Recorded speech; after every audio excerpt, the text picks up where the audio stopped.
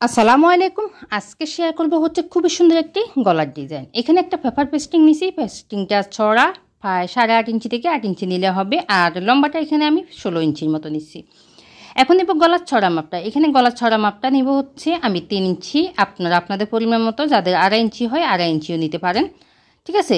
এরপর হচ্ছে লম্বার মাপটা নেব। এখানে আমি লম্বার মাপটা দিব হচ্ছে 15 ইঞ্চি।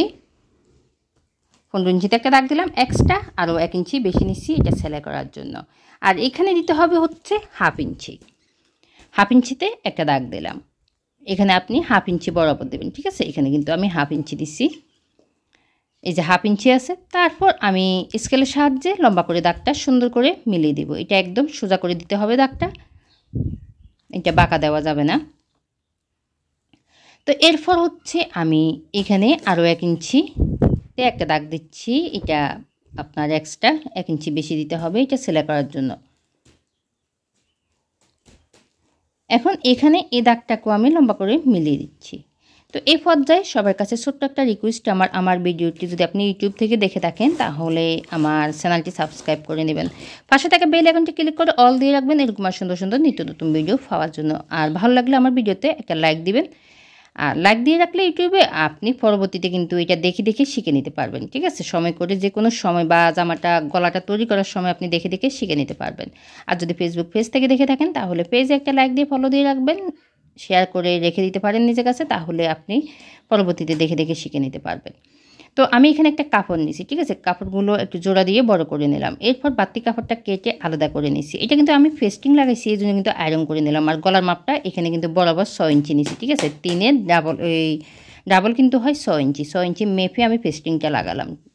তো এরপর বাড়তি যে কাপড়গুলো আছে এই কাপড়গুলোকে আপনি সেলাই করে নিতে হবে। তো এখানে আমি সেলাই করে নিচ্ছি। যে কোনো কাজ একটু ধৈর্য নিয়ে করবেন, আস্তে আস্তে করবেন, তাহলে আপনার কাজটা অনেক বেশি সুন্দর হবে, ঠিক আছে। আর এই গলাগুলো কিন্তু এখন চলতেছে আপনার যে কোনো জামার ভিতরে গলাগুলো দিলে কিন্তু সুন্দর লাগে। তো আমি সমান বরাবর এই যে এইভাবে করে একটা ভাঁজ দিয়ে দিছি। ভাঁজটা দেওয়ার পরে এখন আমি লম্বা করে একটা দাগ দিয়ে দিচ্ছি।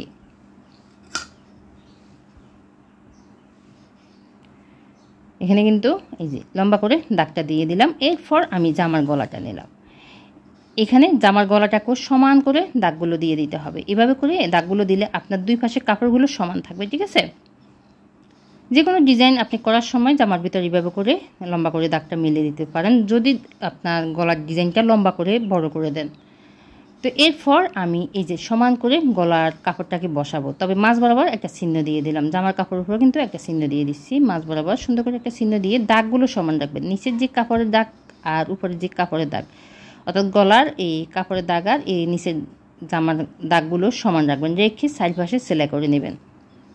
তো এখানে সেলাইটা কিন্তু আপনি পেপার পেস্টিংয়ের উপর দিবেন না, এই সাইডে দিবেন, একদম এই কাপড়ের উপরে দিবেন, পেস্টিংয়ের পাশে।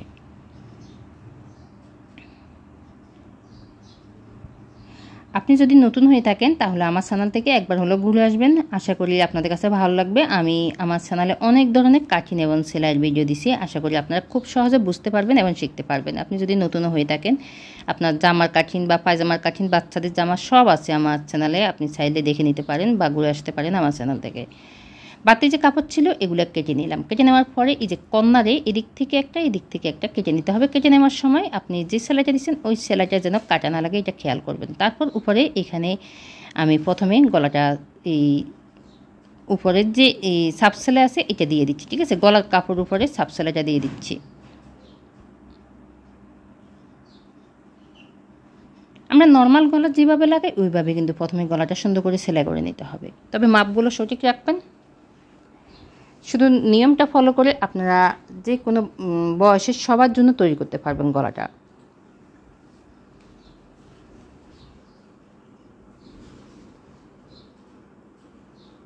তো এরপর হচ্ছে সোজা করে নিলাম, কাপড়টাকে সুন্দর করে সোজা করে নিতে হবে। এটা উল্টো সাইডে ভাঁজ করে সোজা করে নিতে হবে।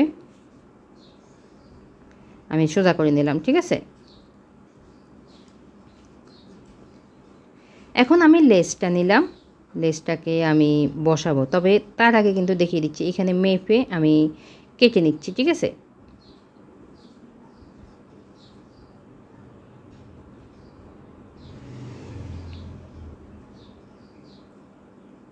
এভাবে করে আপনি লেসটাকে বসাতে পারেন। বসানোর পরে উপরে একটা সেলাই দিয়ে দিবেন।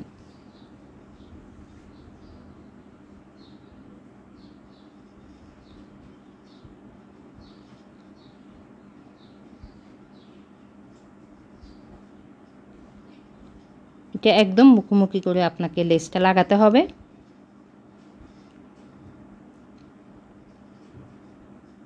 তো এই যে একটা কিন্তু লাগানো হয়ে গেল।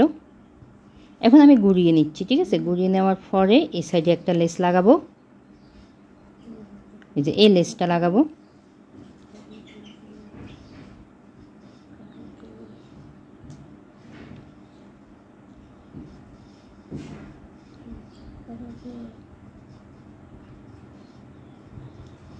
তো এটা লাগানো হয়ে গেল, ঠিক আছে? লেসটা কিন্তু আমার লাগানো হয়ে গেল।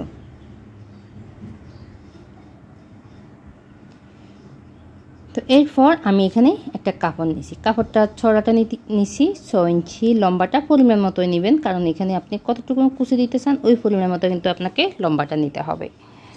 তো এরপর এখানে প্রথমে আপনার এক সাইড সেলাই করে নিতে হবে।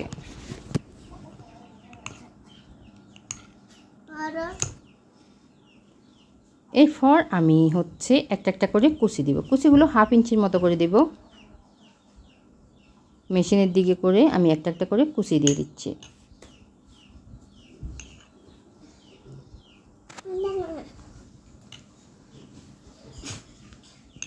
কুচিগুলো একটা একটা করে সবগুলো দিয়ে দিবেন, যতগুলো আপনার দরকার পরিমাণ মতো কিন্তু সবগুলো দিয়ে দিবেন।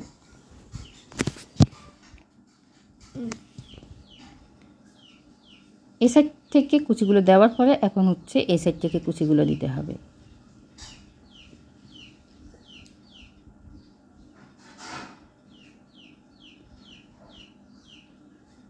এখানে আপনি চাইলে কিন্তু সোজা একটা কাপড় এই কুচি না দিয়ে সোজা কাপড় দিলেও দিতে পারেন। এখানে যেভাবে আপনার কাছে ভালো লাগে আপনি ডিজাইনটা করে নিতে পারেন, ঠিক আছে? আমি এখানে কুচির মতো করে দিচ্ছি। তো এখন আমি কুচির কাপড়টা নিলাম। তার আগে এখানে গলাটা আমি 7 ইঞ্চি দিছি। আপনাদের যাদের 6 ইঞ্চি বা 6.5 ইঞ্চি হয় বা এর থেকে বেশি হয় আপনাদের পরিমাণ মতোই দিবেন।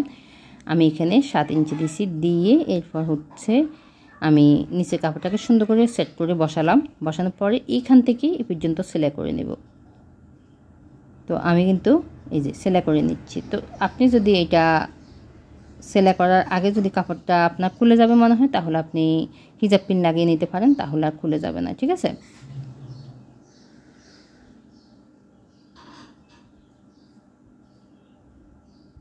তো এখানে আমি খুলে নিচ্ছি।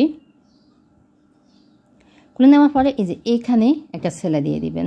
আর চাইলে এটা হাত দিয়েও দেওয়া যায়, সমস্যা নেই। এটা হাতেও দেওয়া যাবে আবার মেশিনেও দেওয়া যাবে। তো এই যে আমার জামাটি কিন্তু তৈরি করা হয়ে গেল। ভালো লাগলে ভিডিওটা শেয়ার করে নেবেন। ভালো থাকবেন, সুস্থ থাকবেন। আল্লাহ হাফেজ।